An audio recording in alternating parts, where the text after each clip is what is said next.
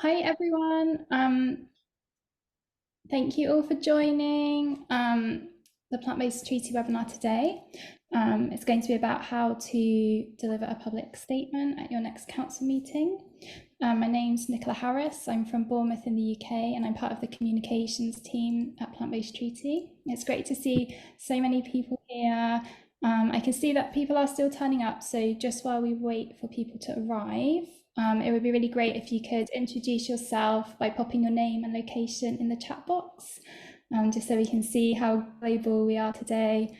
And also, just while we're getting started and waiting for everyone to arrive, I just wanted to share some good news with you all. That last night, Lambeth Council in the UK endorsed the plant-based treaty. So they've become the 22nd city and it's the first London borough to endorse. So yeah, hopefully more will follow. So I'm just going to sort of get started now. And so today's presentation is going to be predominantly in English. However, we've got Azul and Velasca here, and they're going to speak from time to time throughout the presentation to give a Spanish translation. And Andrew Garner is going to just post a little link in the chat to a presentation translation into Spanish. And I'll just quickly now pass over to Azul so that she can introduce herself. Thank you, Nicola. Gracias, Nicola. Hola a todos. Gracias por unirse hoy al seminario web del Acuerdo Basado en Plantas. Mi nombre es Azul y junto a Val somos coordinadoras para Latinoamérica del Plan Bestriti. Muchas gracias, Azul.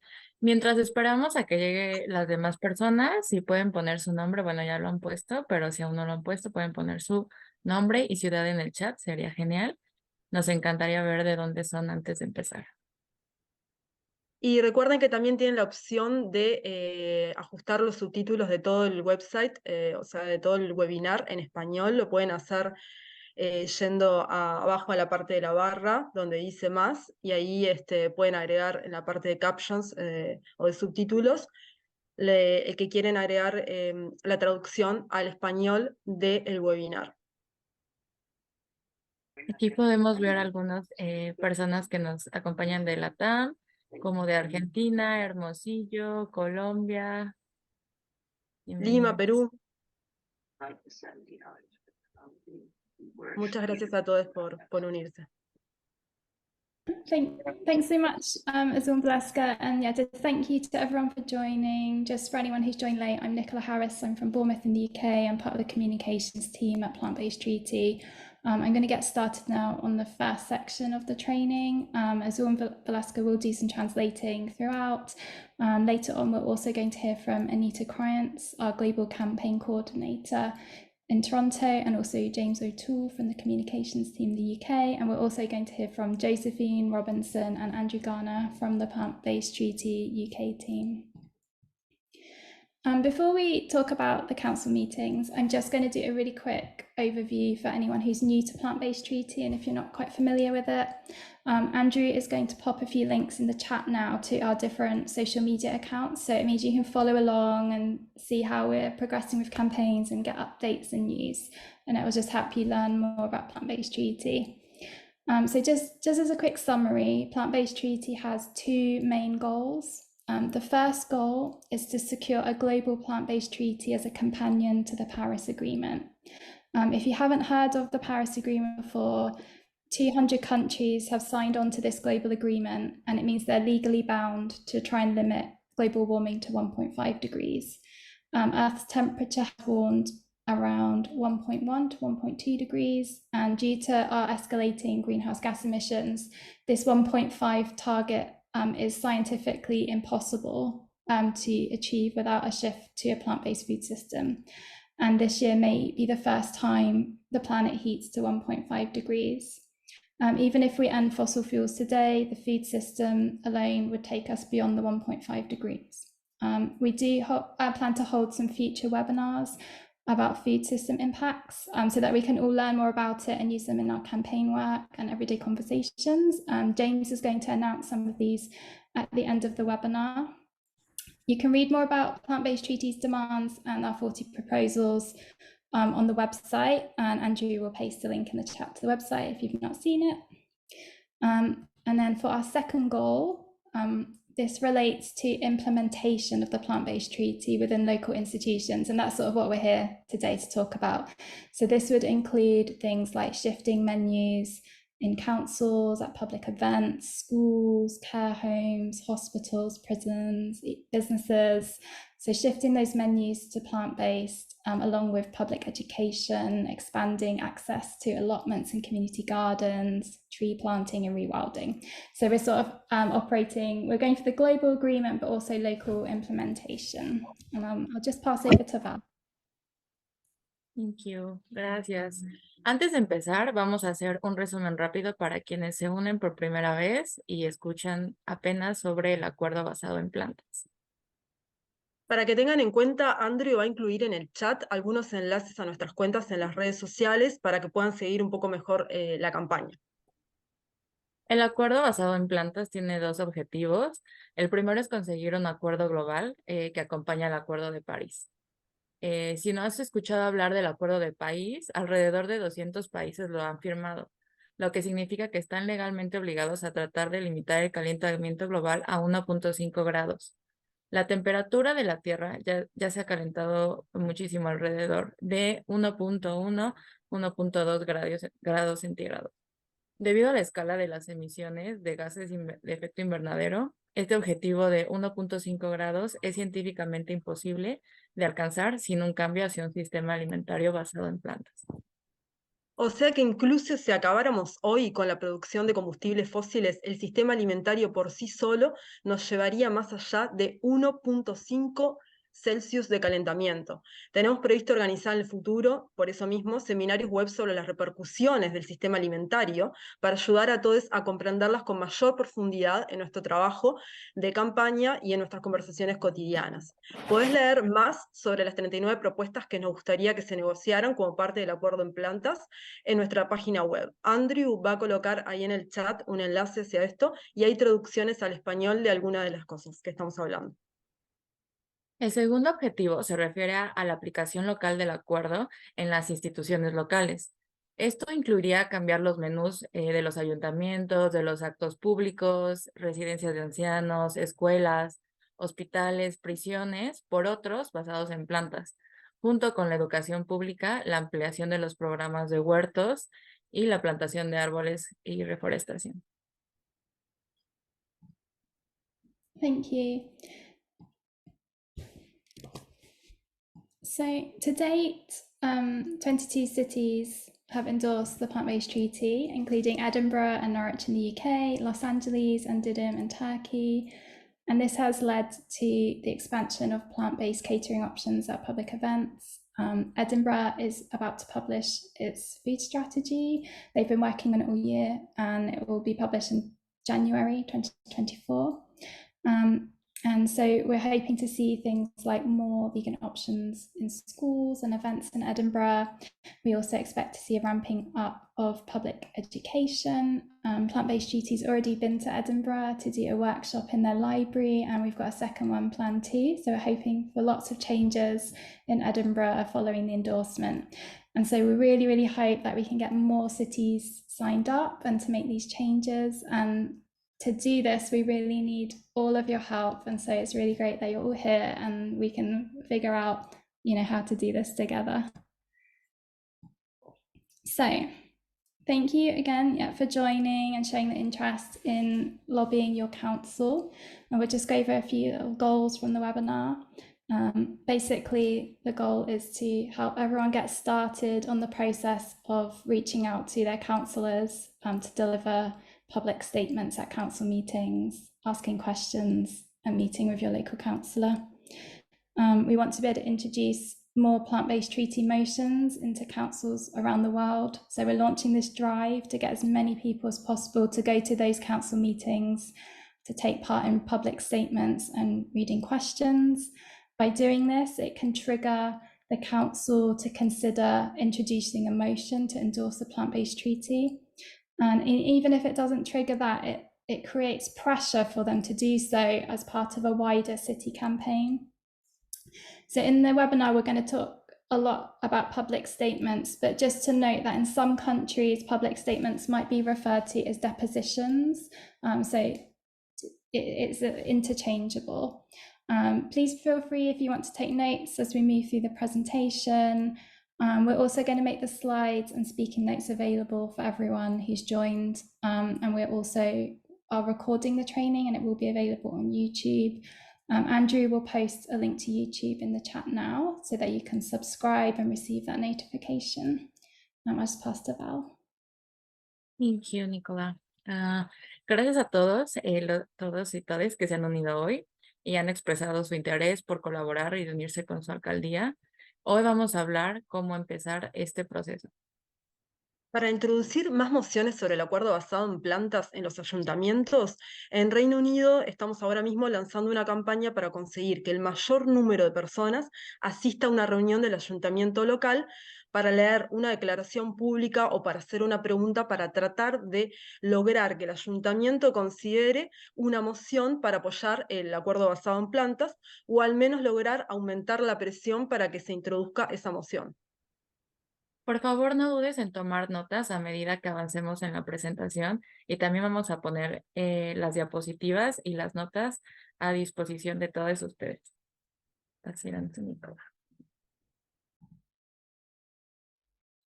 Thank you. So here's a quick rundown of what we're just going to cover today. We're going to take questions at the end of the webinar. So please keep note of anything that comes up, and then we can come to them at the end of the session. Por eso acá le vamos a dejar un pequeño resumen de lo que cubriremos hoy y vamos a responder preguntas al final del training, así que toma nota de cualquier cosa que surja, así podemos abordarlas al final de la sesión. Thank you. So yeah, we're going to just look at now types of councils that exist, how to find your local council, how to book a slot to deliver your statement, and then we're going to look at how you get started drafting the statement, and also how to overcome public speaking nerves. I know that's something I struggle with myself, so we're going to have a few tips for everyone, and then we're going to talk about the next steps after delivering the statement, how you meet with your councillors, and then we'll go into the Q&A, and then we're going to share some links to join our WhatsApp communities. So in this next section, we're going to focus on UK councils specifically. However, note that a lot of what I say is going to translate directly to other countries because the process is going to be quite similar. And then once I've done the UK section, I'm going to pass over to Anita Cryance, our Global Campaign Coordinator, and she's going to go over some of the differences in Canada. So first of all, the UK has a complicated council system. In England specifically, there are 2 tiers of local government. So some of us will be represented by more than one council, and the councils can split their responsibilities. So, for example, county councils tend to cover services such as schools, libraries, social care, transport planning and trading standards, whereas district, borough and city councils, they tend to cover things like recycling, collecting council tax, planning applications. Although I do notice when I look at council websites, sometimes there are differences and variations. But both types of those councils may have declared a climate emergency, and so therefore they may have a climate action plan. Some may also have a biodiversity plan, and so those are all areas where we could influence plant-based food policies. In other parts of the country, you may not have the 2-tier system, and you instead might have a 1-tier unitary authority council. And those types of council, they provide all the services under one roof. And then just to make it even more complicated, on top of that, we also have parish and town councils, and they operate below the district and borough level. These councils tend to help with things like allotment schemes, community centres, neighbourhood planning, and they also do like public events. So basically, some of us may have a town, county and district council. Some may have one unitary authority. So the key thing is to research where you live to find out how many councils provide services in your area and who they are. If you're outside the UK, again, if you do some research online and just try and find out what councils and authorities are running in your area, which ones make decisions about your community and who represents you. So that's the very, very first step that we need to do, is identify our councils. Now the question is, in terms of delivering these statements and public questions, which council should you speak at? So I would say if you are represented by multiple councils, it's good to try and give statements and ask questions at all of them, because they all will have power to act in different areas. And then depending on the type of council or the specific council that represents you, you'll have an option as to whether you can read a public statement or ask a question, or you may be able to do both. So again, everything varies from council to council and country to country. And then in terms of the statement or question that you're able to ask the council, again, these are going to vary a lot in the length. I'll just give you some examples.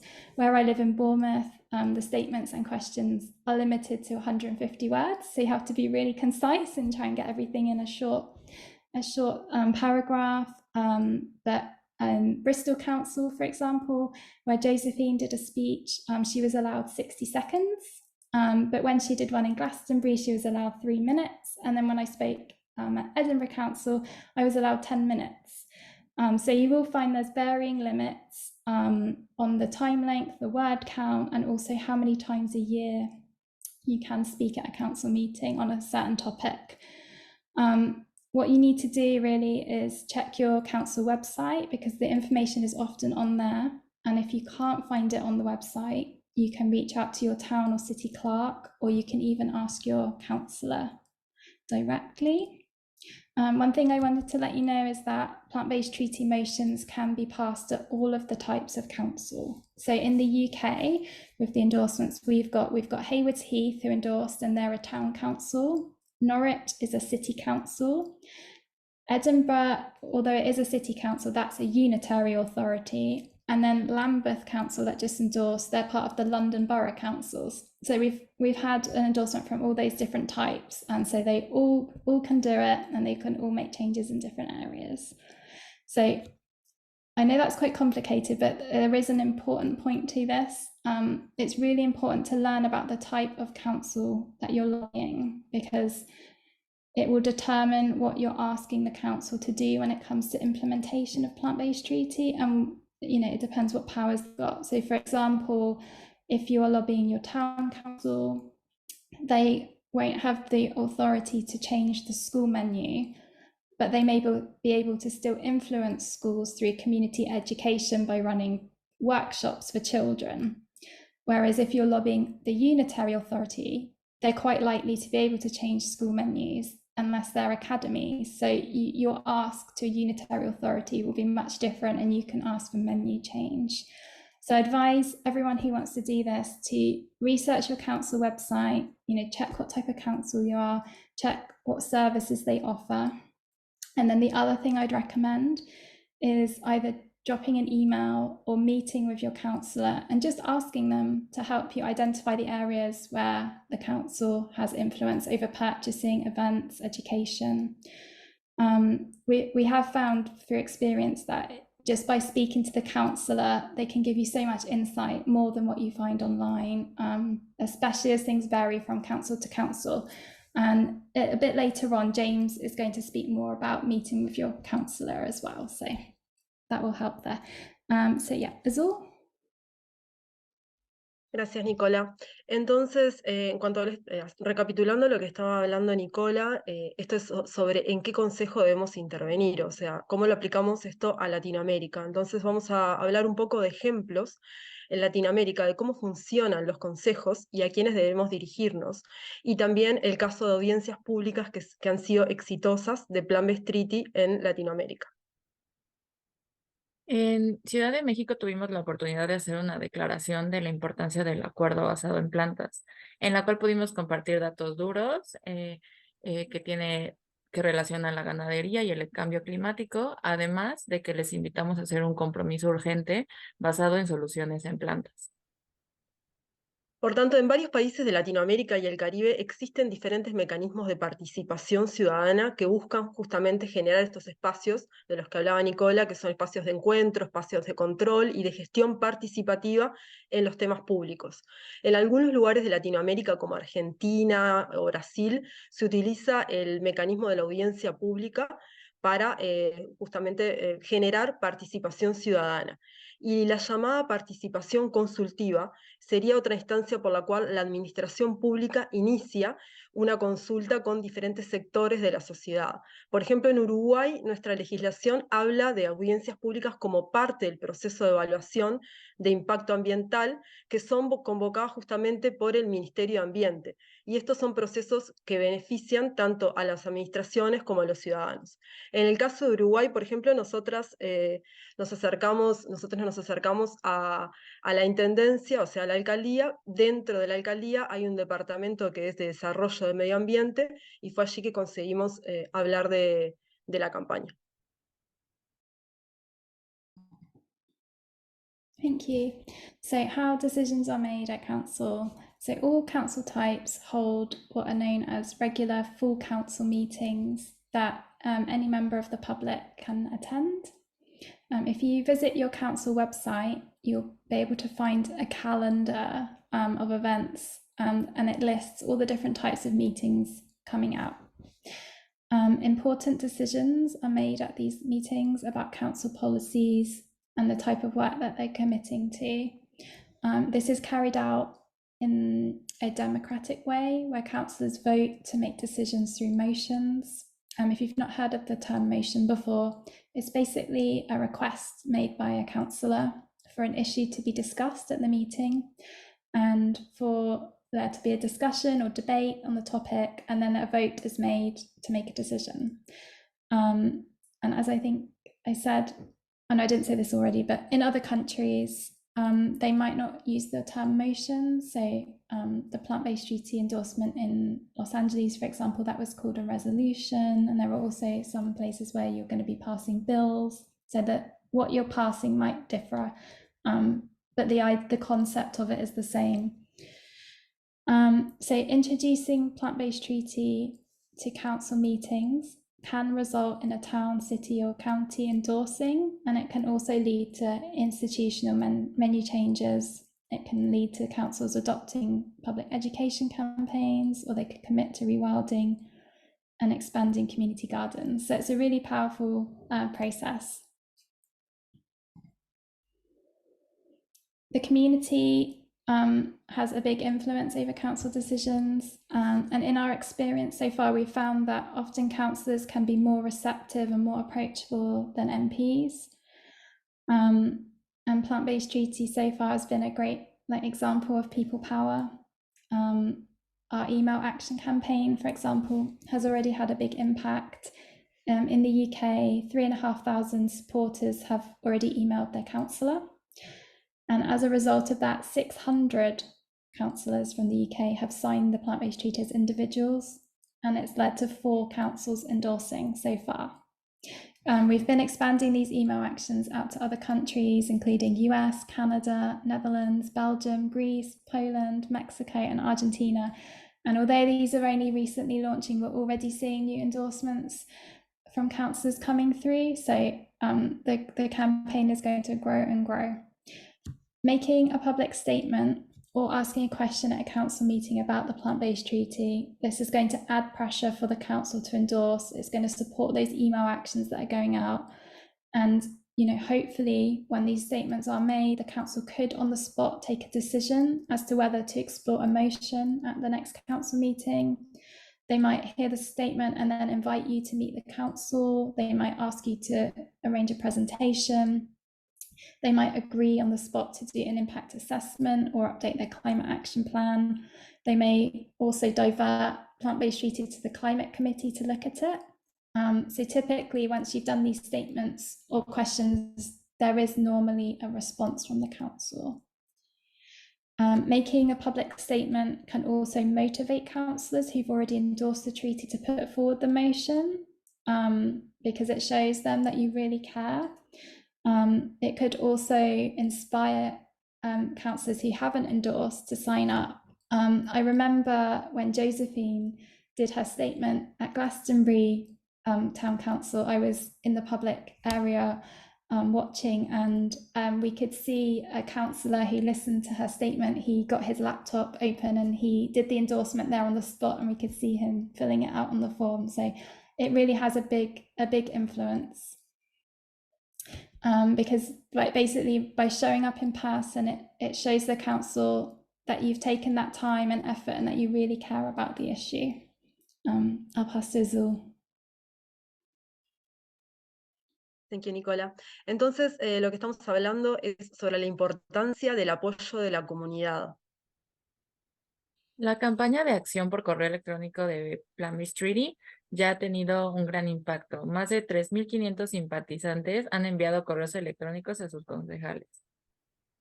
Y en Reino Unido, como estaba comentando Nicola, 600 concejales ya han firmado el acuerdo a título individual, y bueno, ella estaba comentando un caso de que se hizo una declaración ante un consejo, y uno de los concejales abrió la computadora y firmó in situ en ese momento el acuerdo, o sea que fue realmente muy inspirador. Y por ejemplo, Edimburgo se adhirió también tras recibir correos electrónicos de residentes. O sea que esto implica justamente que la importancia del apoyo y la presión que hagamos es muy importante.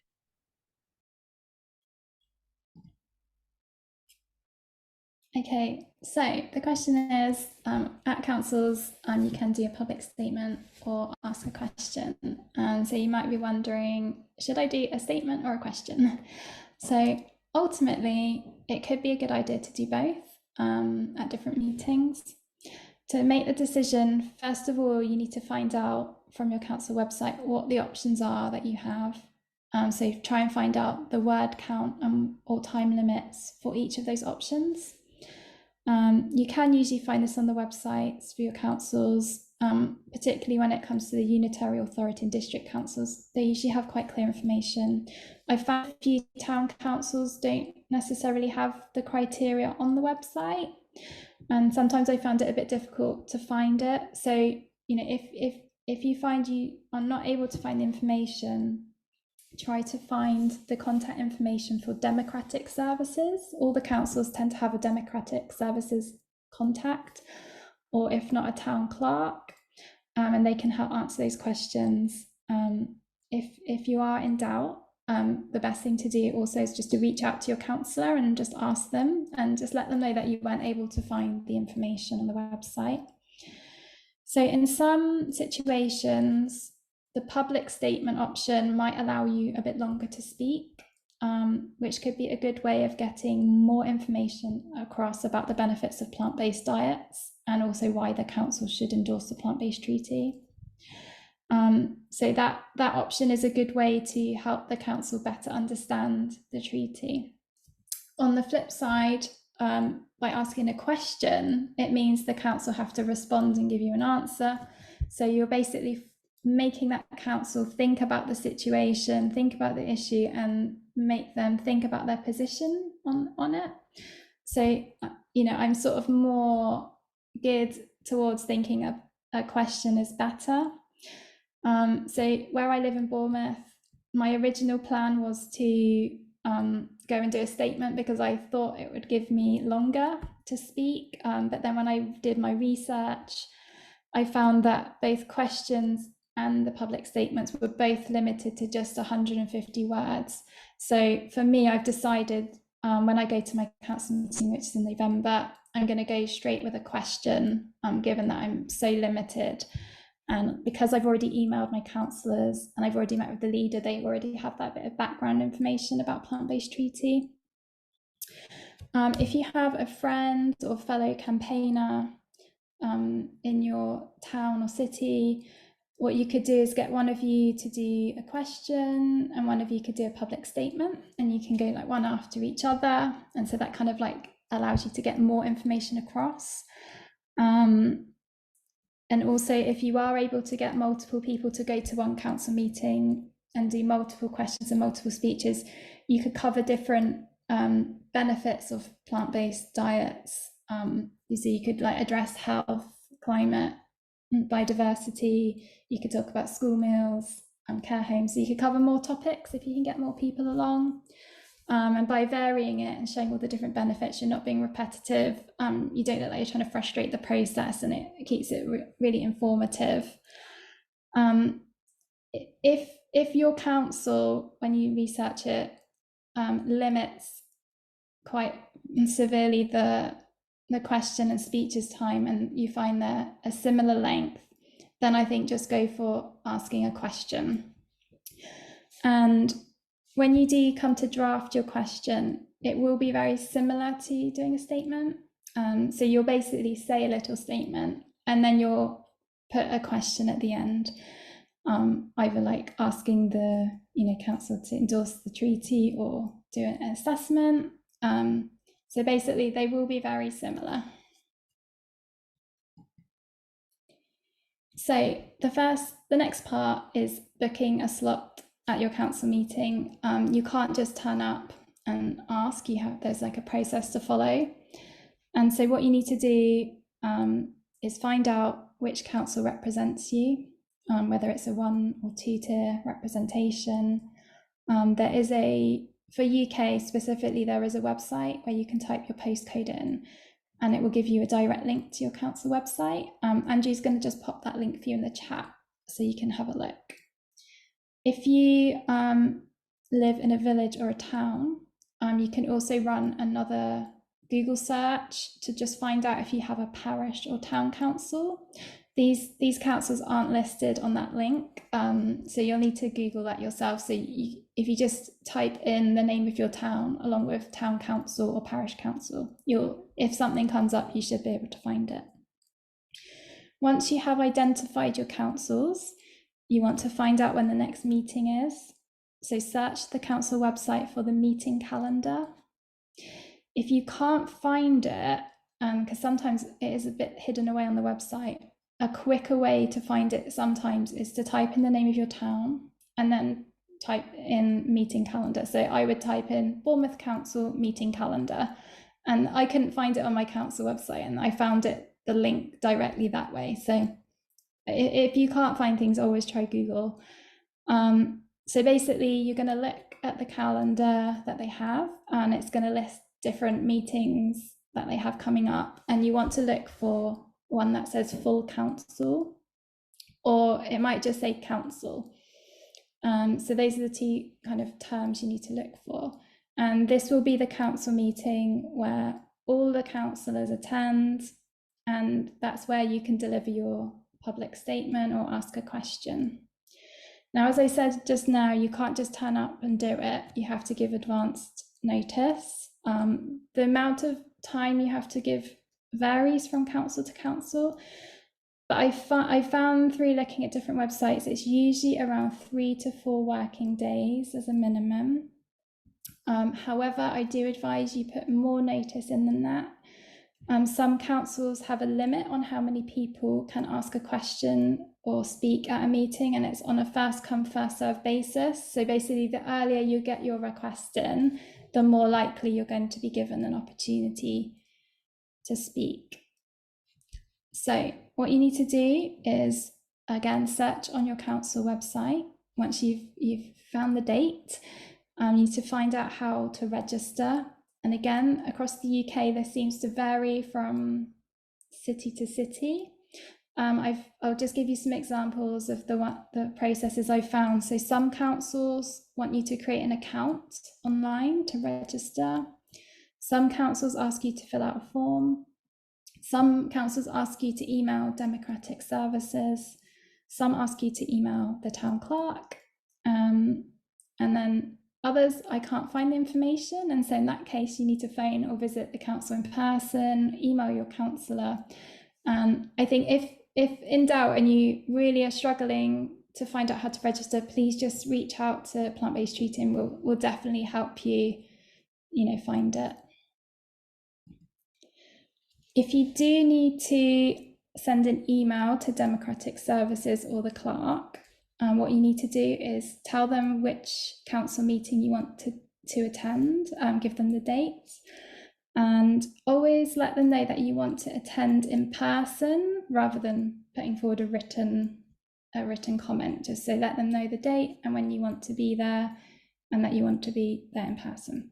When you write to them, you must let them know your name and address so that they can be sure you're a local resident.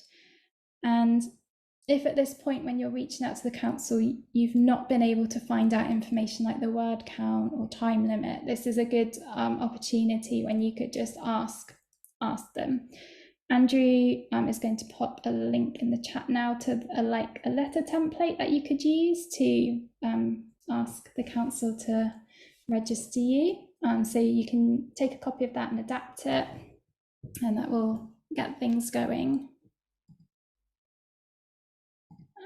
So I'm going to pass over to Anita Kryantz now, our Global Campaign Coordinator, and she's going to go over the process for Canada. Thank you, Nicola. So my name is Anita. I work on the PBT Canadian team on the cities campaign. Each week we meet in person in Toronto at the Wishbone Animal Rights Lab, Thursdays 5 to 8 p.m. for an organizing meeting and vegan potluck. And I'm happy to see a lot of people from Canada on this call. We're starting to plan doing our depositions and are researching committees and council members who are on key committees. We also hope to set up meetings with key councillors. One thing that you could do, you could check the councillors' Twitter accounts to see if they are climate and plant-based friendly. So I just want to say a bit about the process for city councils in Canada, in particular with a focus on Toronto.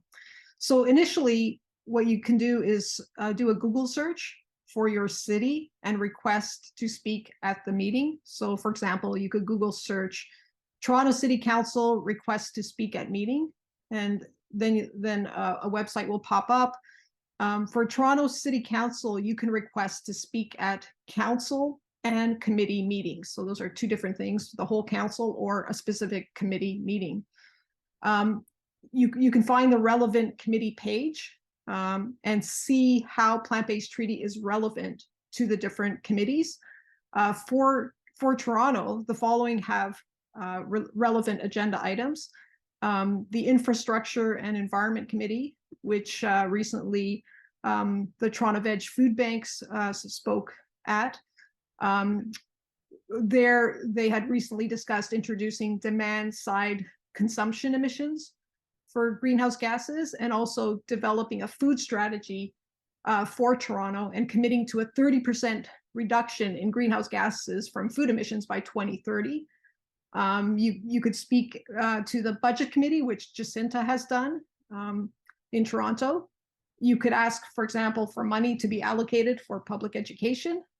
For example, in New York City, they had a 1-month campaign called Eating a Whole Lot More Plants on subways, billboards, and digital media.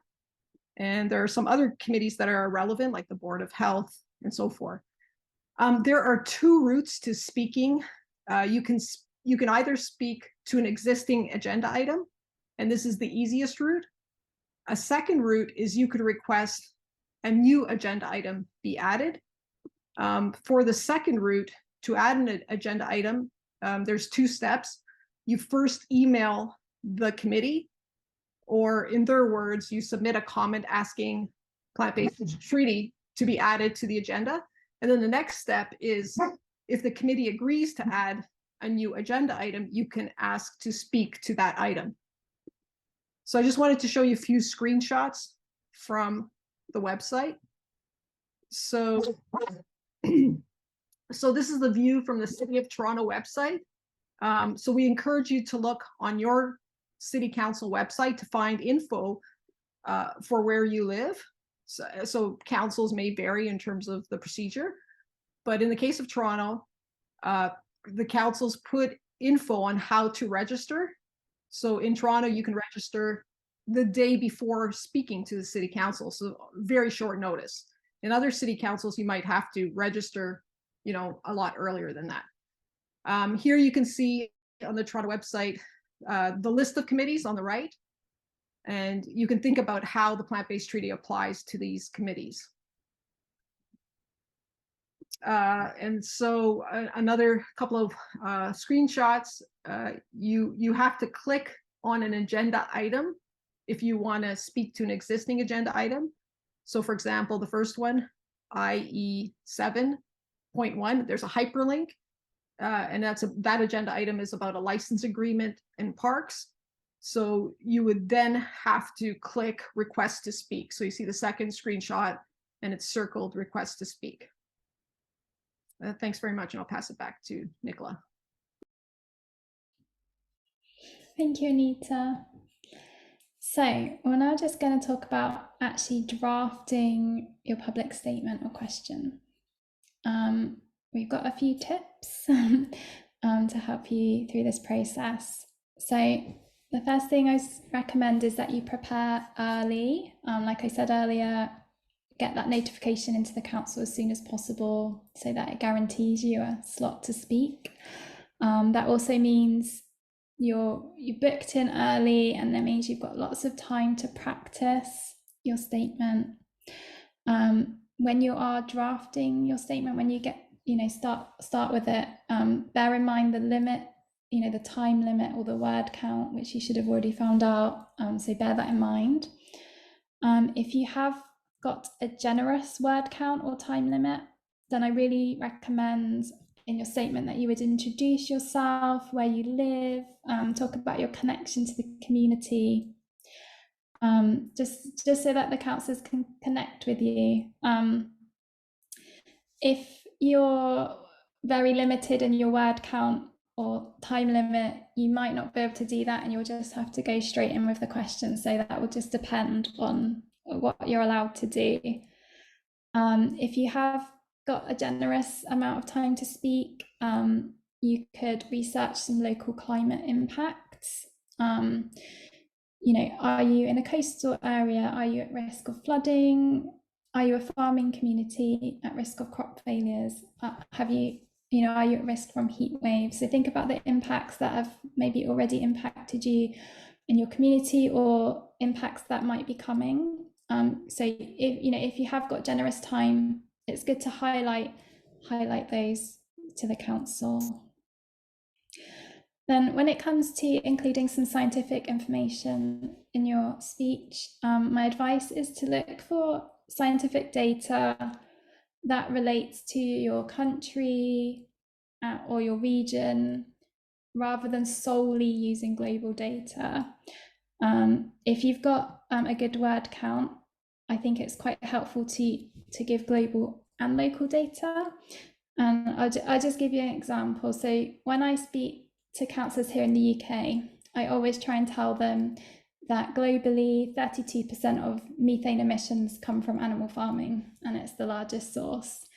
But because I'm speaking to UK councillors, I then add in, however, in the UK, the methane is around 50% to animals due to the enormous scale. So I point out that we're higher than the global average. So it's useful to use that global and local data. And I found that by using the local data as well, it can really help, because sometimes you can just be dismissed. Often I've had councillors say, oh, well, those are global figures. The UK is the most sustainable country in the world when it comes to farming. They throw these comebacks at you. So I try to preempt this with using some local data as well, and coming up with your own country facts. So Andrew is going to pop a link in the chat now to some fact sheets we've got. So we've got a UK fact sheet prepared and a Canada fact sheet. So he's going to put them in the chat. We are making these for all different countries as well. So those will be ready as and when they're done, and they'll really help with drafting statements, because you can choose some elements from them to put into your statement. The links that Andrew shared, they are live and evolving documents, so we're always adding new information as and when we get it, and we're making sure that all the information in there is really solid. It's like peer reviewed, it features in the IPCC or UN report, so it's really reliable data. Another thing you might want to do before you start drafting your statement is to have a read of your climate action plan. for your town or city. And that will help you identify areas where the council might be missing opportunities to promote plant-based food, or it might highlight areas where they've taken some good action. And so if your time is limited, because some of these climate action plans are very long, so if you find you don't feel able to read a 100-page document, what I advise you do is get the climate action plan opened up, and you can do a search for keywords. And so what I tend to do is I search for words like meat, dairy, plant-based, vegan, farming. I search for methane, food, consumption. So search those keywords, and then it helps you jump to those places in the document, and then you can read the relevant bits. So it's good to have that background information, not only for these statements, but also if you're going to meet with your councillor, it's really to show them that you have looked at the climate action plan, and you'd like them to change it. I think it is a good idea to praise the council where you have seen them make progress, and encourage them. So even if they've only declared a climate emergency, it's really good to acknowledge that progress they've made, and and then push them to do more. In your statement, when you come to write it, I think it's really important that you explain why the council should endorse the plant-based treaty, and talk about the benefits of increasing plant-based food in the community. How is it going to benefit the community and the world, and also why it matters to you.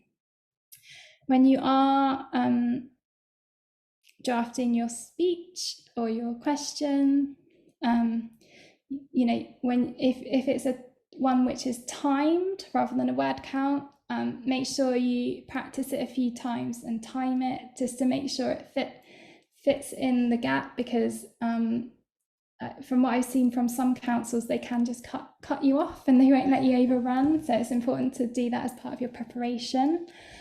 And then finally, when you are drafting your statement, there is lots of help available from the communications team at Plant-Based Treaty, which is myself, Anita, who you've just heard from, and James, who you'll hear from in a bit. We're all available. You just need to email hello@plantbasedtreaty.org, and we can review your speech or question. If you make a start and do a first draft, we can look over it. We can give you some pointers. If you need help with finding the scientific information, again, we can help you with that. And also we can help you if you need help with how to put Plant-Based Treaty into it. We can help with all of that.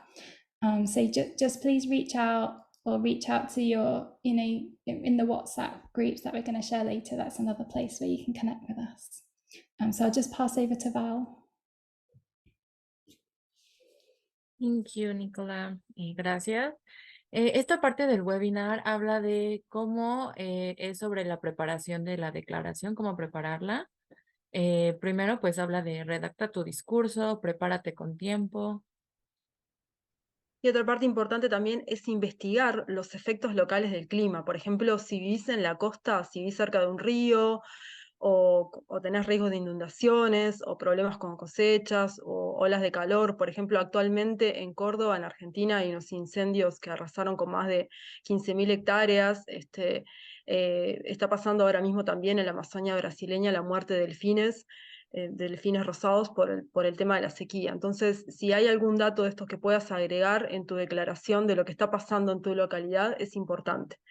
También es importante agregar datos científicos sólidos, identificar también las áreas en las que el ayuntamiento está perdiendo oportunidades para promover lo que es justamente la alimentación basada en plantas. Algo que sirve mucho para romper el hielo y hacer una conexión con las autoridades es elogiarles por los avances que ya han realizado. Por ejemplo, si ya hicieron una declaración ante la emergencia climática, también pues explicarles por qué deberían apoyar el Plant-Based Treaty, cuáles son sus ventajas y por qué es importante para ti. Cronometra también tu discurso para asegurarte que se ajuste a los criterios de tiempo. Algo que decía Val, que es es sumamente importante también es elogiar al Consejo por los avances, y eso lo hicimos también en Uruguay y nos funcionó porque estaban con una campaña de ciudad más verde, y bueno, estudiamos un poco lo que, antes de ir a hablar con ellos, estudiamos lo que la campaña que estaban desarrollando, de qué se trataba, y bueno, empezamos por ahí, por agradecerles lo que estaban haciendo y plantearles la campaña. Podés pedir ayuda también, ten en cuenta que podés pedir ayuda al equipo de comunicación, envía un correo electrónico a hello@planbestreaty.org y te vamos a apoyar con el discurso, cómo agregar data científica, cómo agregar datos del acuerdo basado en plantas y cómo personalizar tu discurso para tu diferente localidad. Okay, so I'm just going to run over some examples of the questions, sort of questions you might ask when you deliver to the council meeting. So first of all, we always want to incorporate plant-based treaty endorsement into the question, because when these cities endorse a plant-based treaty, we are building the bottom-up pressure for the global agreement. So we want all those cities calling for this plant-based treaty. So that's like the global element. And then when we're asking the cities to endorse, that's not it. We're also then asking them to take some action, like towards the goal of a plant-based treaty. So in the question, you want to frame it as, will the council endorse a plant-based treaty? And then you can have an and do this with it. And so if you have a good word count or time limit, you can add in those implementations that you want the council to do. Those could be things such as updating the climate action plan with a plant-based food strategy, which is like what Edinburgh is doing. You could ask them to look at school meals and update school menus, or add carbon labelling to the menus. You could ask the council specifically about methane emissions and consumption-based emissions if you find that they're not reported in the climate action plan. You can ask your local council about more land for allotments and community gardens, particularly if you find that in your area there's a long waiting list to have access to those. So when you are thinking about what questions or statements to make, think back to what power the council has and also what might be missing from the climate action plan. And again, if you do need help with this, just reach out to the team and we're more than happy to help with the drafting or checking of the questions and statements. Do you remember that with the question, you can't like ask a whole list of questions. If you want to ask multiple questions, you might need to book separate slots, or attend a council meeting every month and ask a question. So there's different ways to do it, or you could try and get a friend to come along and they can ask extra questions. If your question and statement has to be quite short, you still want to make sure that you're asking the council to endorse a plant-based treaty, and then you might have to use quite a general comment with it rather than lots of specifics. Like you might say, we want the council to endorse a plant-based treaty and expand accessibility to plant-based food and public education through the climate action plan. You might ask something quite general. And again, don't worry if you can't include every implementation in your question, because you'll ask that question, you'll get a response, and then you'll be able to follow up with your councillors. You can meet with them and you can go then more in depth.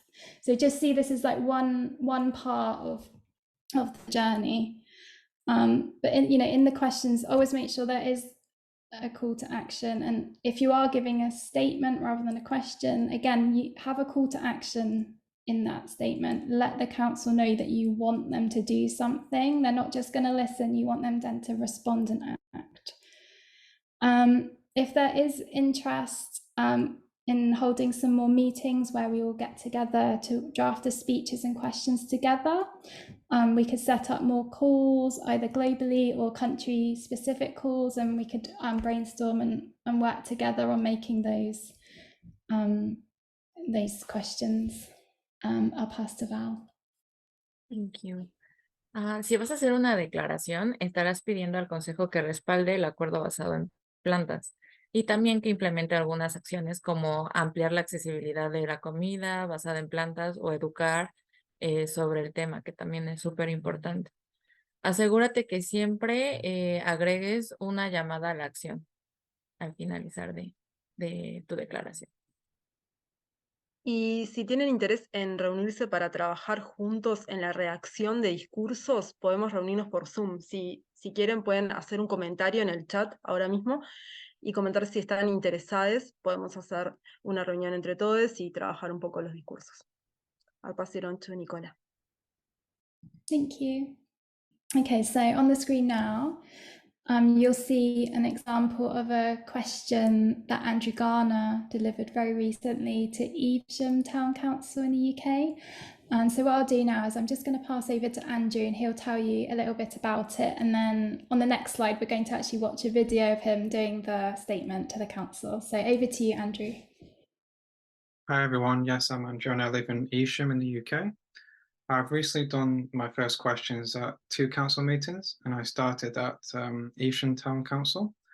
I did some research beforehand and I found out they were a town council and they don't have any involvement with menus in schools or care homes, but they do have influence on things like public events. So I decided to ask the council to look at food strategy for council run events in my question to make sure it was relevant to that council.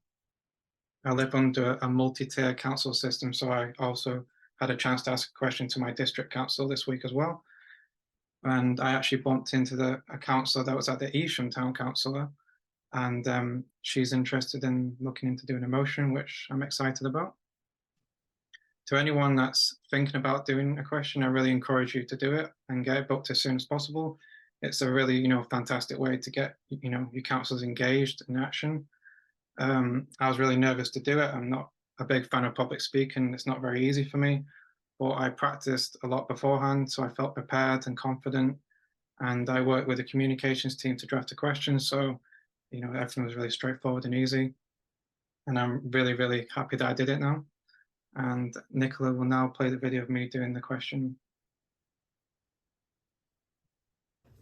Hi, my name is Andrew Garner. I'm a local resident concerned about the climate and ecological crisis.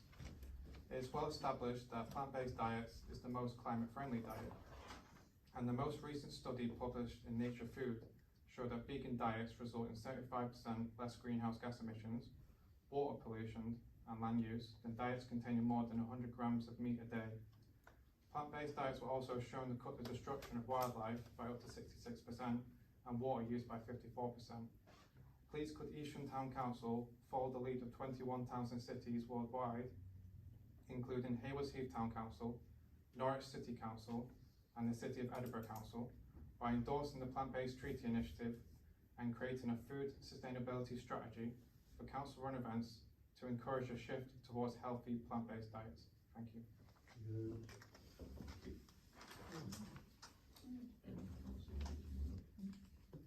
I get up with that? Yeah? Yeah. If If you don't mind, I'd like to take that to the Town Plan Committee first of all, and then we can bring it back forward again. That sounds good, thank you.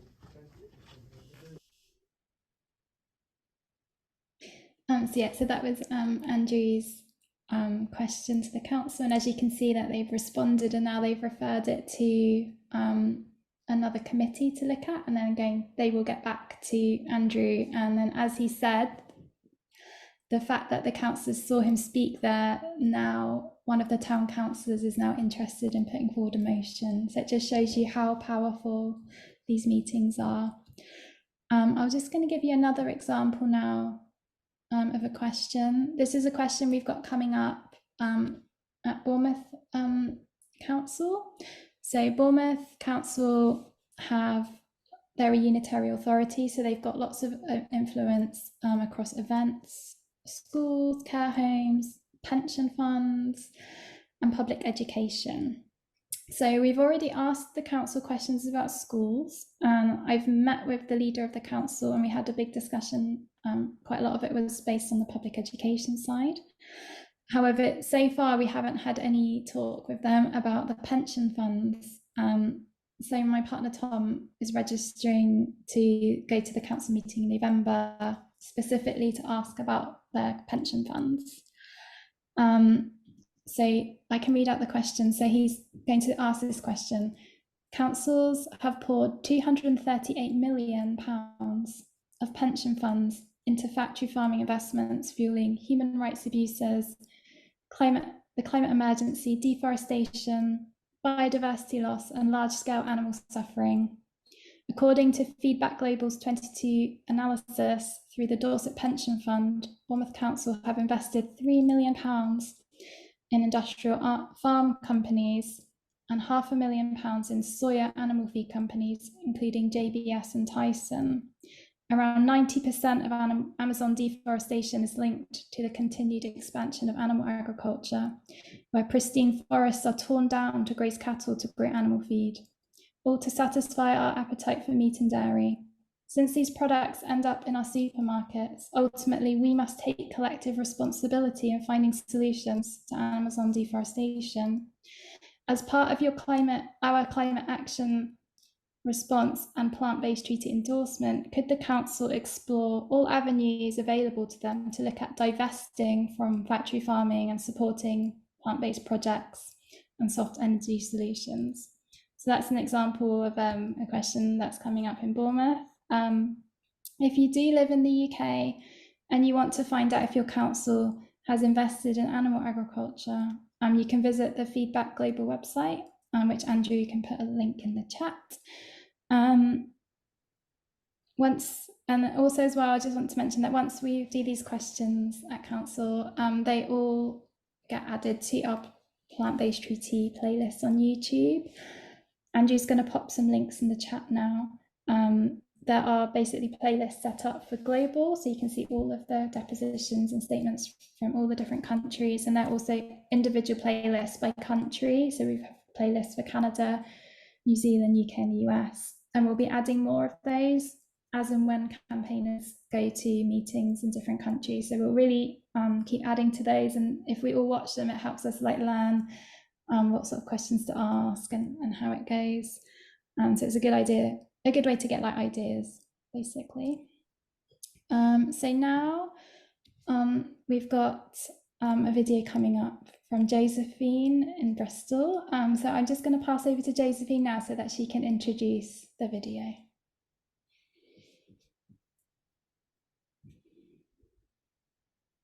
Yes, hello everybody. I'm Josephine from Bristol, and I just want to say that we can all do these statements.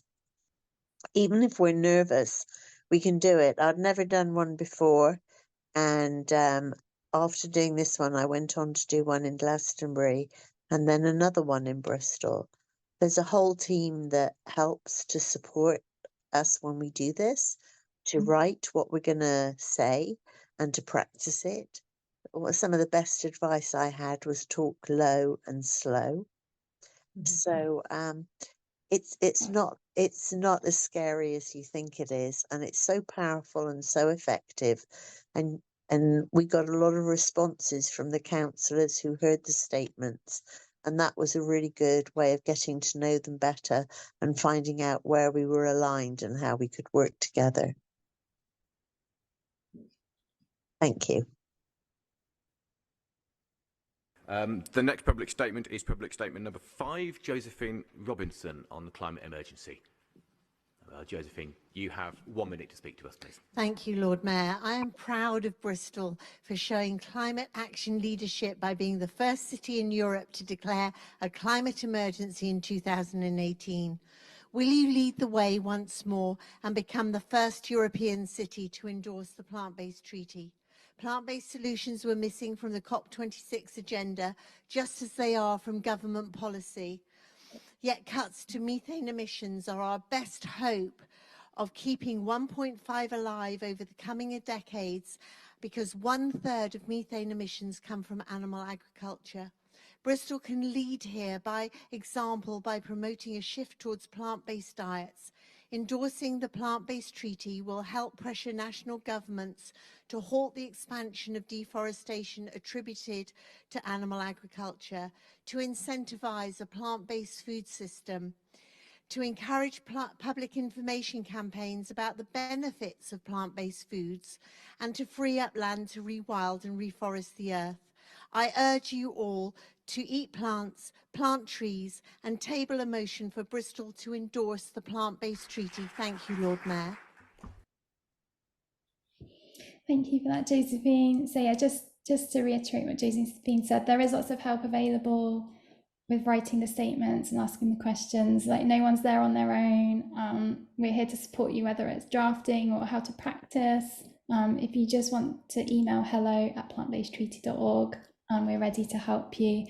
We're also available in the WhatsApp groups, which we'll share a bit later in the chat. So we'll just move on to the next part. This is about how to deliver the public statement. We just wanted to address public speaking nerves, as I know it can be a big barrier for people. I find it really terrifying myself. So we just thought we'd put a few tips together just to help you along the way. One thing we found is really good to do is to practice your speech over and over again, because it will start feeling really familiar to you. It's not that you have to learn it off by heart, but just it makes it easier to read it out if you almost know what's come next. So practice it. Practice reading it aloud. Don't just read it in your head, read it out loud, so that you get used to hearing your voice. And then when you feel a bit more comfortable with that, a good idea is to practice reading it in front of the mirror so that you can see yourself reading it. That is also helps you build your confidence. And then once you feel comfortable doing that, what you could do next is to try practicing it in front of your family and friends, so that you've got a small audience to help you. Another thing you can do as well is if you just get your phone and video yourself practicing it, you can watch it back, and that helps you get used to hearing your voice. You might see things that you want to change or improve, and you'll be able to see your progress if you keep videoing them multiple times. As you are practicing, feel free if you need to make little tweaks or adjustments to how you say things. If you find that there's some parts of it or words or phrases that you're struggling with or stumbling with, just tweak it and rephrase it so that you feel that what you're saying feels more natural and that you feel comfortable with the words. And then my other advice is to watch through the playlists on YouTube of everyone else doing their statements, because a lot of those people felt really nervous as well, but they did it, and we all can do it. So just get familiar with it, so that you kind of know what to expect. I'll pass to Val. Thank you, Nicola. Sobre esta parte del webinar es cómo presentarse públicamente, cómo hacer tu presentación pública. Una cosa que puede servir mucho es practicar el discurso una y otra vez antes de ir para que te resulte familiar. Practicar leyéndolo en voz alta, practicar también enfrente del espejo. También podés practicar delante de amigos y de familiares que pueden ayudarte, o grabarte en video practicando el discurso para poder volver a verlo y así acostumbrarte también a oír tu voz. Y podés modificar y ajustar el discurso si ves que hay palabras o frases que te parezcan difíciles, e inspirarte también en ejemplos de otros activistas, como en el caso de Andrew y de Josephine. And I'll pass it on to Nicola. Yeah, so we're still on the same topic, and I just wanted to remind everyone that actually very few people enjoy public speaking. So if you do feel nervous or anxious about it, it's really very normal to feel that way. You're not alone. I think we all feel quite nervous just before we've got to do something like this. And in fact, if you love public speaking, you are in the minority, because most people do feel nervous about it. But it doesn't mean we can't do it. Just remember that when you're there, that the counsellors in the room, they love to hear from the public and the community. They want to hear your views. So when they're listening, they want you to do well. They're rooting for you, and that they feel really pleased that you're there and engaging. The councillors are there listening to what you have to say about plant-based treaty. They're not judging you on your performance. So, don't worry about that. No one's judging you on that. It's just, you're just there to put across the facts, and with a bit of practice and rehearsal, we can all do it.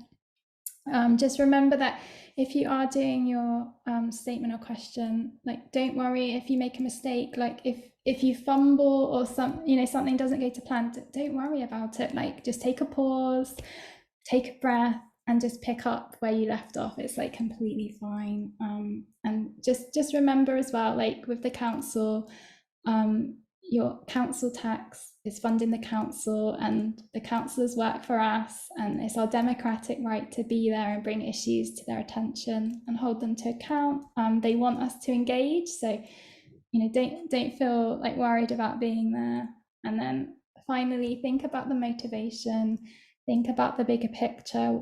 Why do we need this plant-based treaty?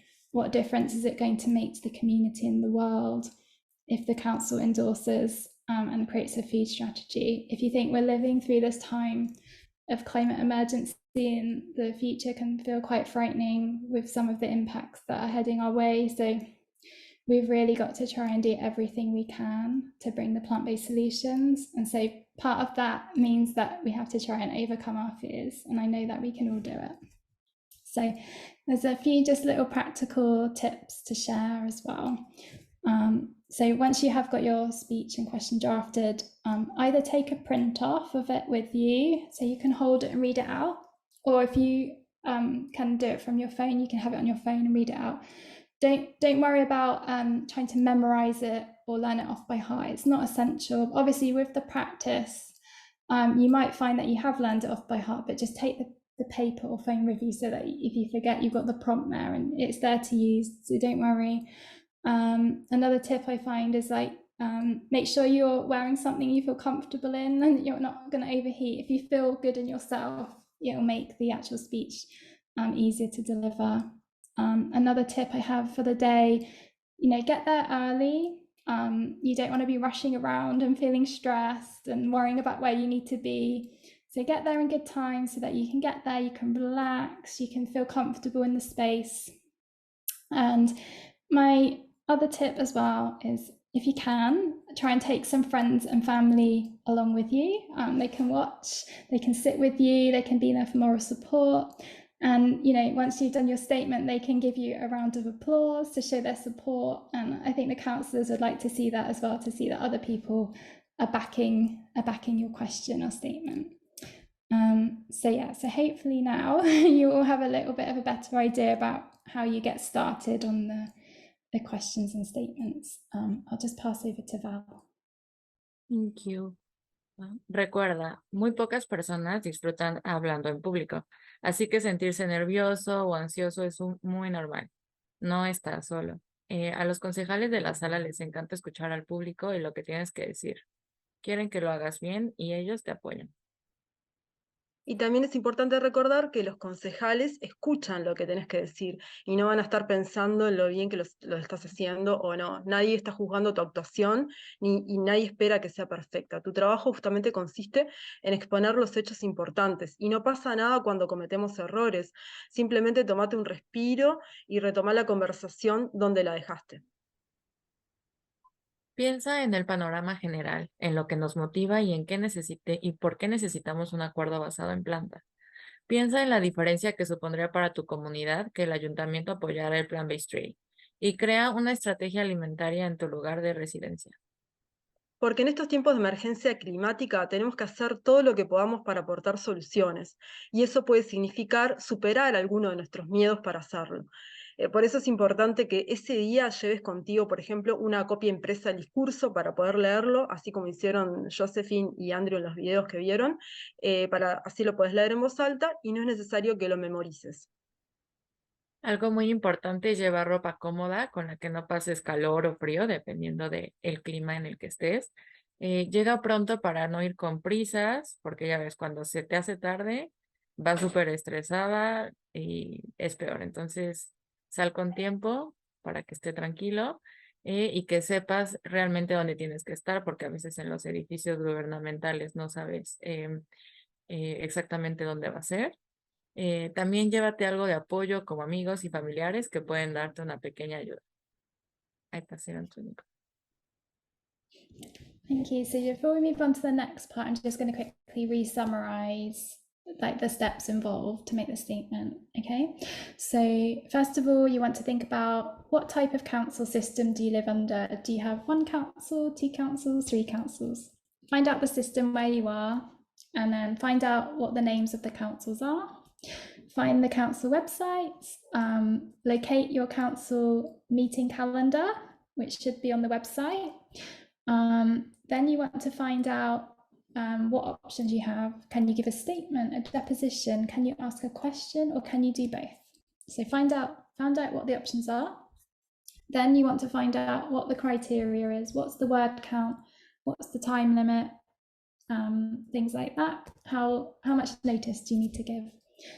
So then you want to draft your statement and get help from the communications team. If you want to start a first draft and then contact communications, we're happy to help with you, give feedback, help you maybe put plant-based treaty in, or help you with some science information. Again, you've got the science fact sheets where you can pull some information to get started.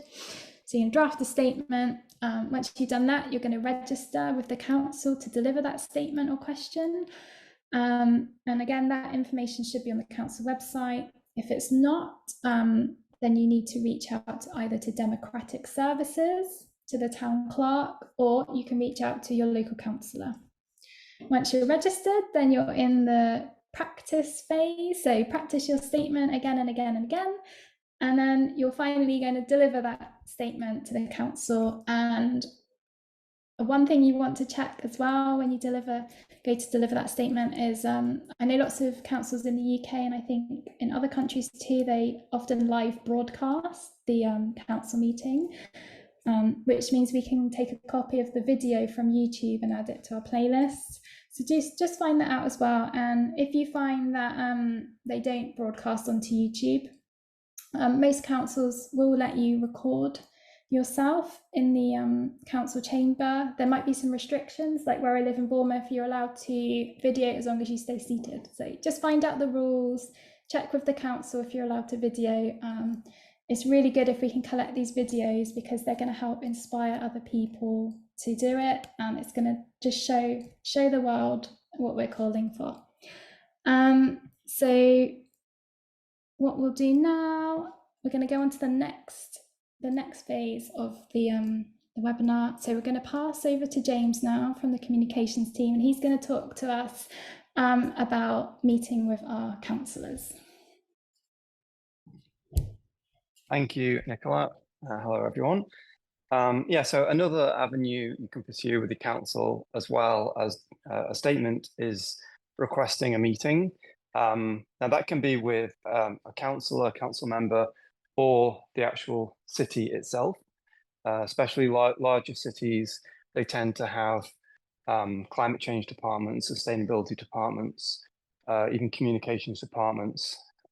So there's a variety of different ways you can communicate. One thing we found as well over the kind of couple of years we've been doing this is a lot of the time one department doesn't talk to the other department. So just because you get a no from one area of the council doesn't mean you'll get a no from a different area of the council. So really being persistent in trying to get a meeting and not taking no for an answer is really crucial. And I'll get onto an example about that in a minute. So you draft an email, and we do have sample emails on our website that you can take a look at.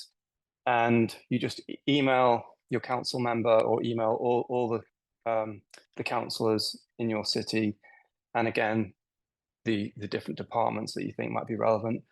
Introduce the plant-based treaty and ask them for a meeting.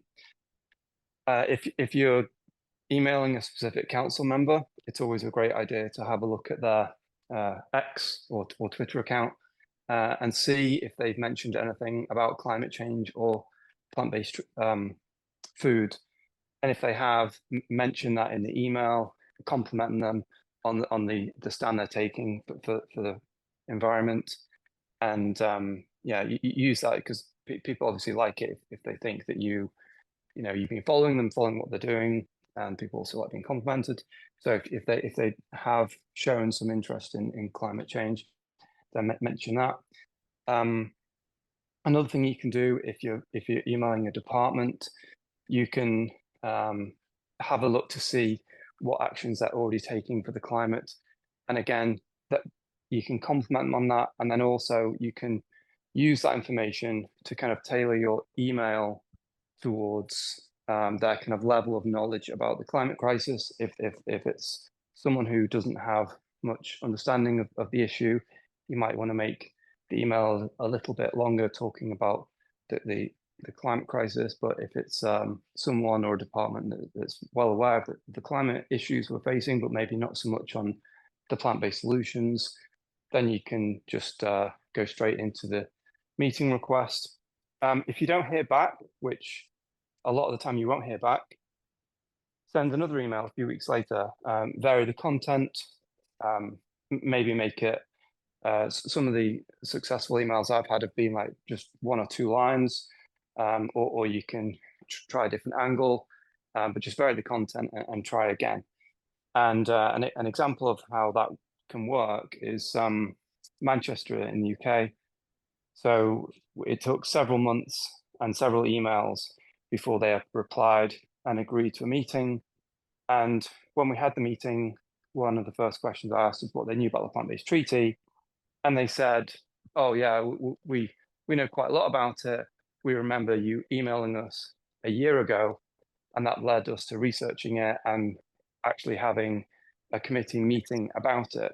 So even though they didn't even reply to my email at the time, it actually made a difference, and it led to them having an internal meeting about it, which so it planted seeds. So even if you don't get a response to your email, it doesn't mean it didn't make a difference. So just remember that, and being persistent, and even if you don't hear back, just keep going.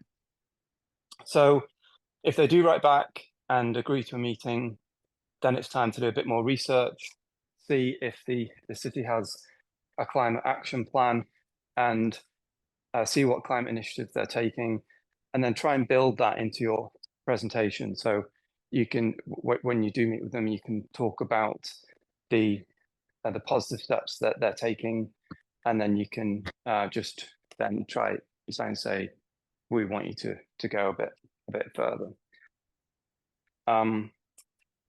So yeah, so when you do meet with the council member or the city department, understand that you're probably going to get a positive reception.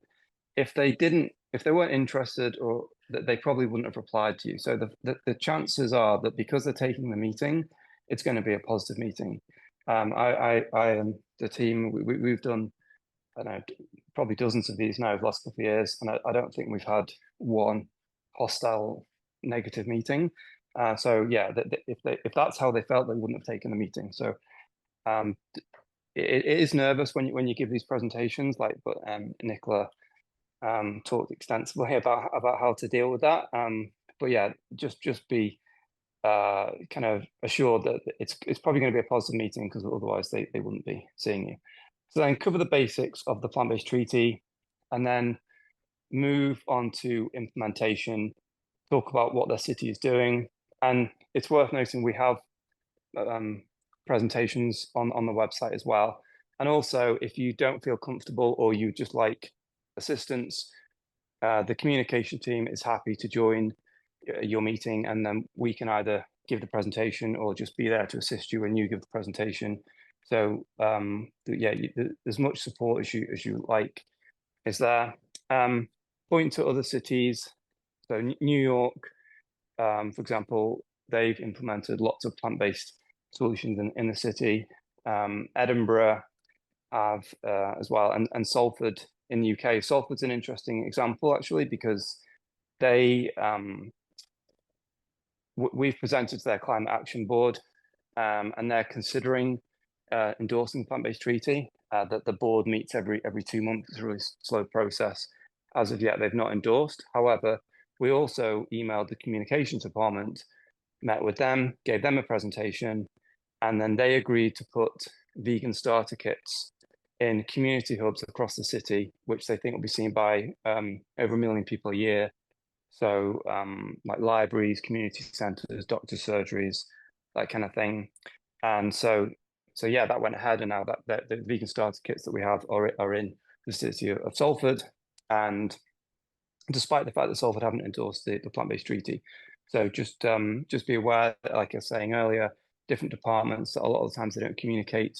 So there's lots of different avenues to make change. And also Edinburgh, actually, they've now also agreed to put the vegan starter kit in libraries across the city, where another department in Edinburgh had been considering that, and it was kind of on hold, and then a different department agreed to it. So a lot of times these departments don't communicate with each other, like I was saying.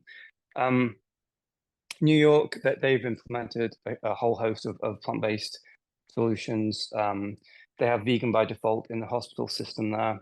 So when you go to the hospital in New York, you're given a vegan meal first. If you don't like that, you're given another vegan meal. And only if you don't like that, you're given a non-plant-based alternative. And they've had a 60% uptake for that in the city. And it's also led to cost savings of around 60 cents per meal. So that's just one thing that New York's doing. We've actually written a blog on our website which lists all the things that New York are doing. So it's great to give lots of examples of positive plant-based policy or community initiatives to give them ideas of what they can implement in their city. Ask them what barriers they foresee in endorsement or implementation, and ask how we can address them. And ask them what initiatives they might be able to introduce. And then another thing is, like, we found that having a champion for the plant-based treaty can make a massive difference. So if there's someone who's plant-based or vegan, it can really be a game changer. I mentioned New York. So the mayor of New York, Eric Adams, actually went plant-based to reverse diabetes a few years ago. And he was so inspired by the impact of a healthy, whole food, plant-based diet. He made a commitment to serve his constituents and try and implement plant-based options throughout the city. So having a champion like that can make all the difference. On this call, Ellen is on this call from well, she was in LA, and her team in LA emailed all the council members, and they found a champion council member who helped draft a resolution, and then that led to the city endorsing. And we also have template resolutions or motions on our website as well. Because one thing, the next steps you might find that councillors want to talk about is drafting a motion, and we can help with that. We have samples on the website, like I say. Yeah, and I think that is about it on talking with, or trying to get a meeting and having a meeting with council members or the city itself.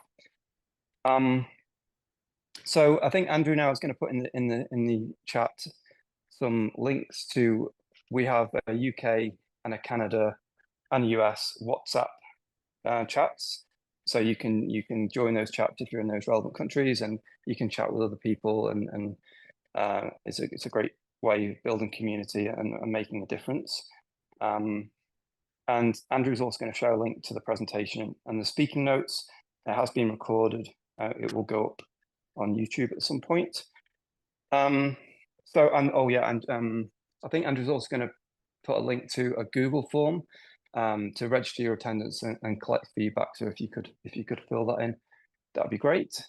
So yeah, collectively, we really hope you enjoyed this presentation, and we now kind of open it up for questions. If you want to put your hand up, and then we can come to you if you have any questions.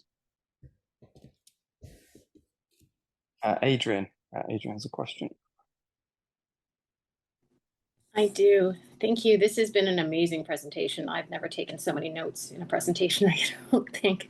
And my question, so let me just go up to my notes here. I've got several questions, but I'll just start with this one here.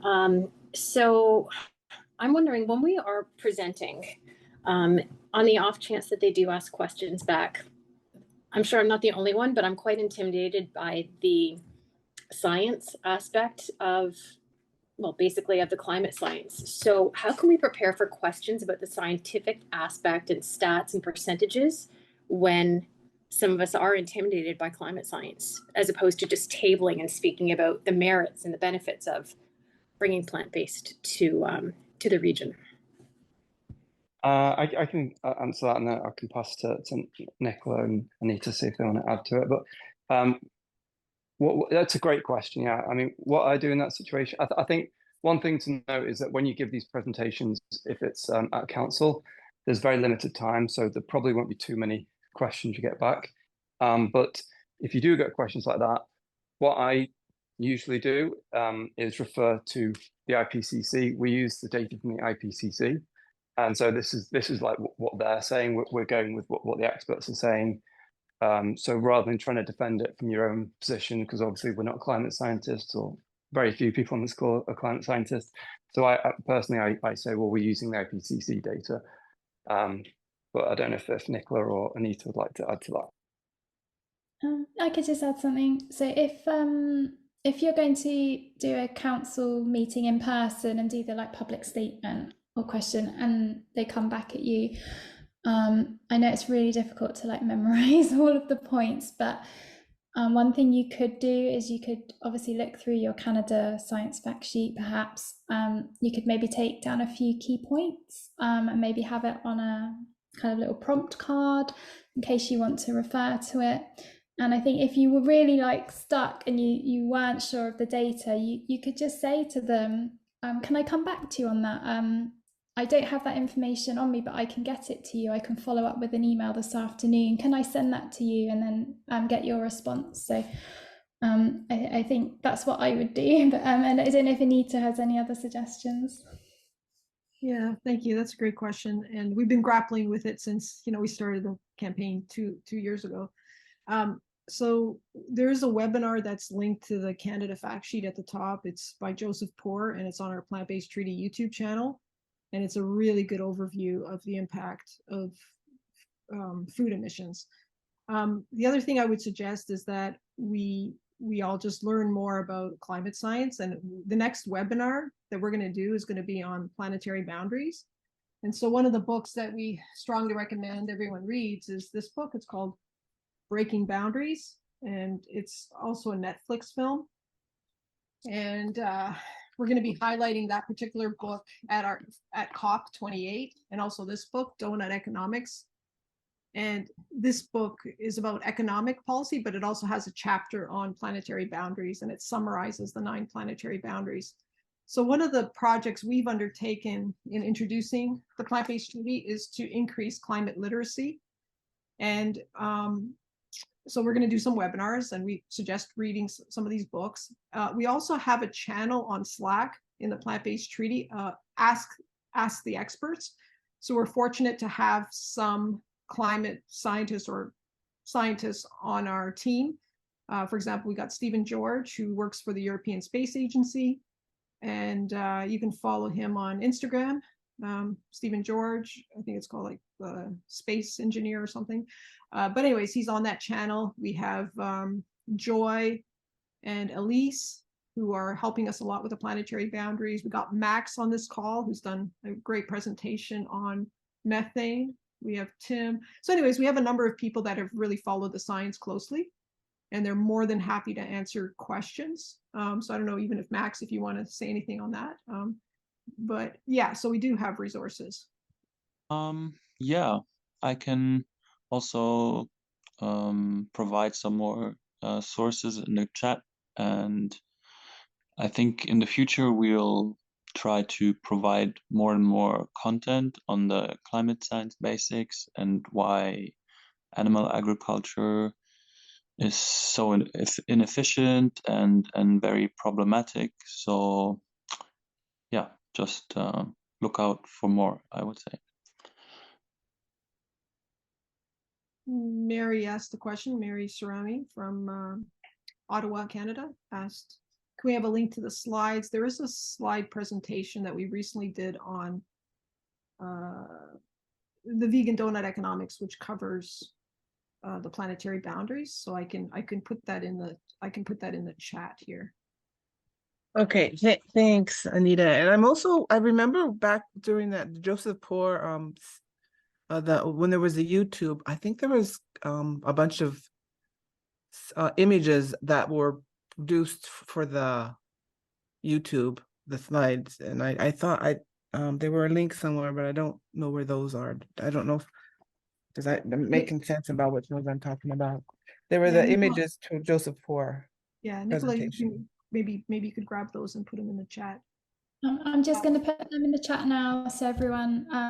Joseph Poor made these slides, and he's happy for us to use them, for them to be distributed. Use them in any way you can. So I'll put a link in now. Yeah, thank you.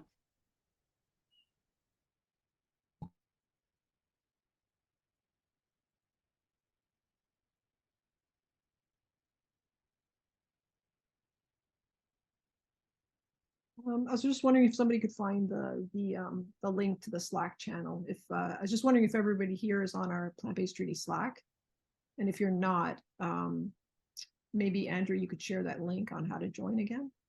And we have a separate special channel called Ask the Experts for any questions on economic policy, science policy, and so forth.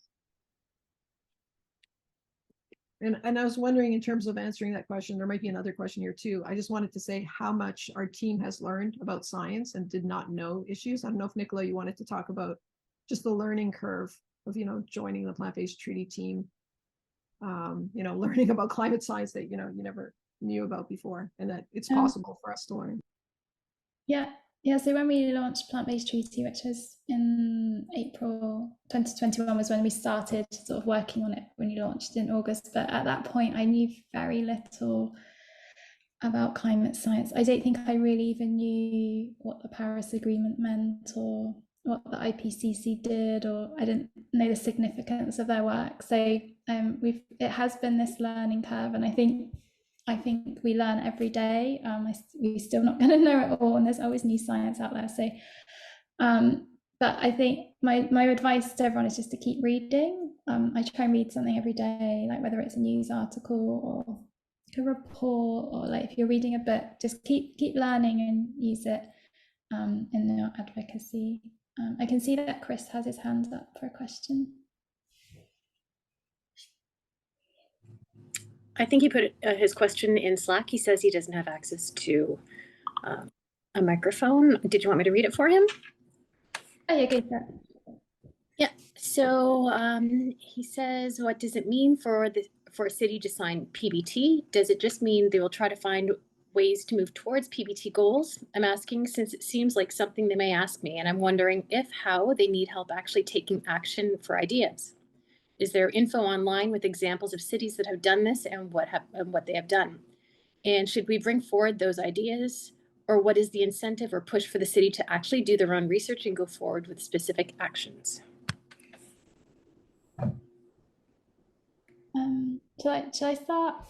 Okay, so what does it mean for a city to sign plant-based treaty? So endorsement means expressing support for. So when you endorse, the city is agreeing and supporting the idea that there will be a global plant-based treaty. And so when cities sign, it helps build pressure for national governments to endorse and work on this global agreement.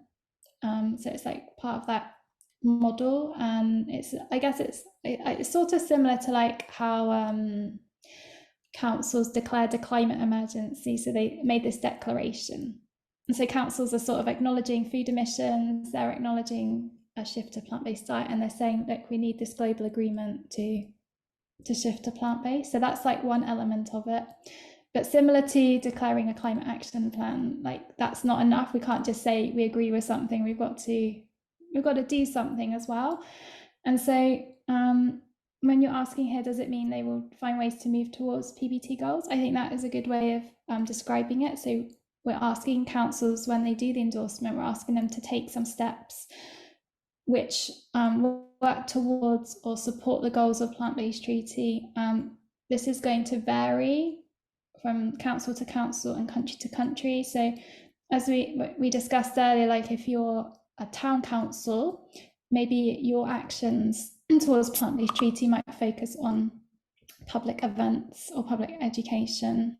But if you are a county or district council or a unitary authority and you are in charge of food procurement in schools or care homes or hospitals or prisons, then you can take action in line with plant-based treaty by shifting those menus. You could either, the best practice, of course, would be 100% plant-based menu, but maybe they're not ready to do that in the first instance, but they could commit to increasing those options. They could commit to a percentage. They could introduce greener by default, where you heard earlier James talk about that in New York hospitals.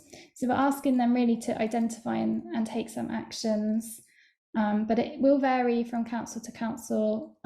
Also, you have to remember that with a lot of these councils, they've got to be voted through. So what we ask for and what we get might differ. So when the motion to endorse plant-based treaty went to the Norwich Council, the motion was really bold and amazing, and it wanted 100% plant-based events.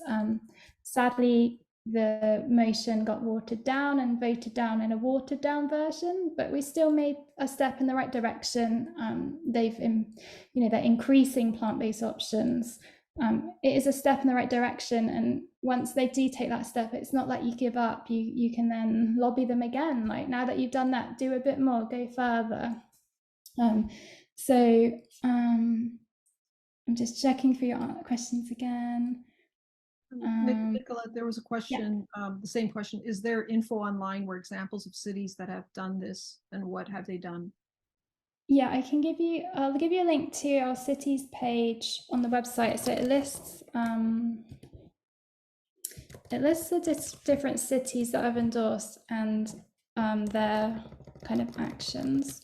So you can read like their endorsements. So the Edinburgh actions are not there yet because their food strategy comes out in January.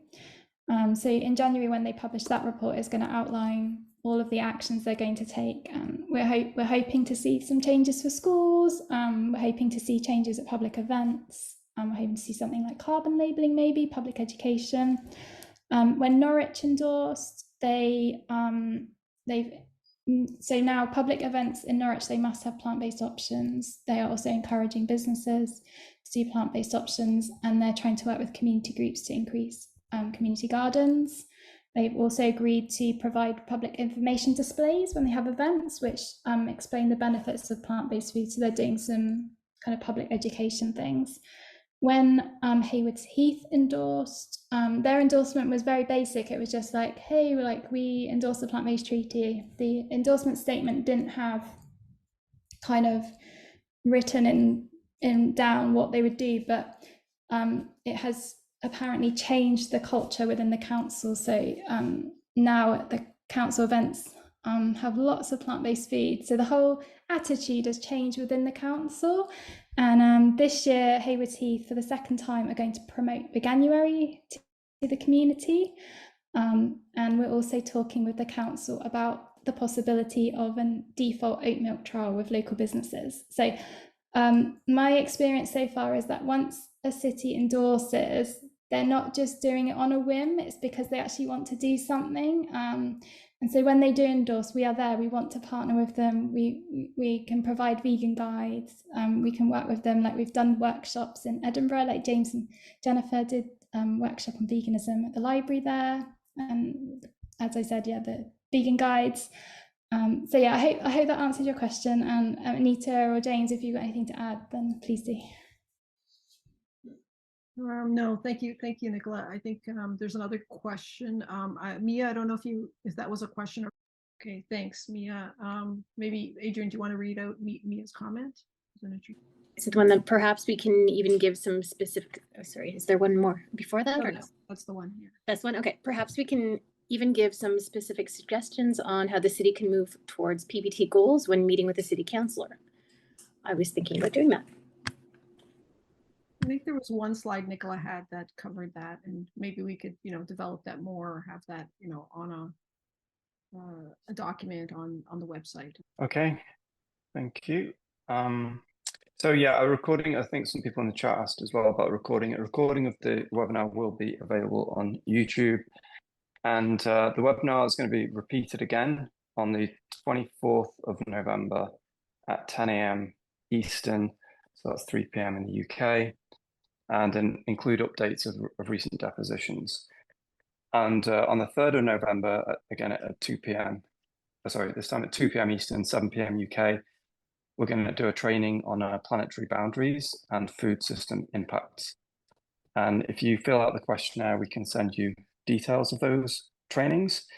And we also hold regular welcome calls on Fridays, which is at 10 a.m.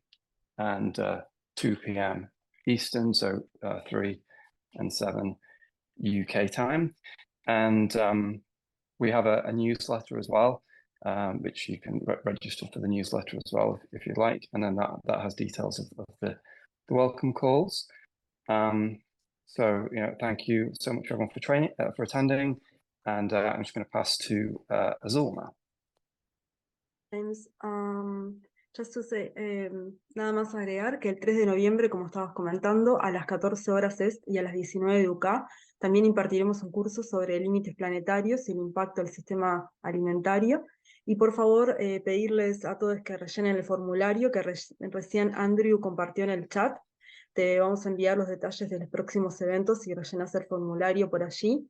Invitarte los viernes a las llamadas que tenemos introductorias todos los viernes. También puedes comunicarte con nosotras si tienes alguna duda. Les invitamos también a unirse a los chats de WhatsApp de Plan B Street en la TAM. Andrew publicará algunos enlaces en el chat para que se puedan unir. Y la grabación del seminario web de hoy estará disponible en YouTube. Este webinario se repetirá el 24 de noviembre a las 10 de la mañana EST, 3 de la tarde UK, e incluirá actualizaciones de las últimas declaraciones. Y por último, queremos agradecerles a todos que se hayan unido el día de hoy. Gracias por ser parte de la solución y por favor escríbanos por cualquier cosa que precisen. Muchas gracias. Pasen on to Nicola o James. Yeah, I think we're done now. But thank you so much to everyone for coming today. It's really great to connect with such a global community, and I hope that we'll stay in touch on the WhatsApp groups, and we hope to see you at future training. And yeah, I really hope that we're going to see everyone start planning their statements and depositions. I've got mine coming up in November at Bournemouth Council. So yeah, please stay in touch, keep us up to date, and please, come to us when you need help. Thank you.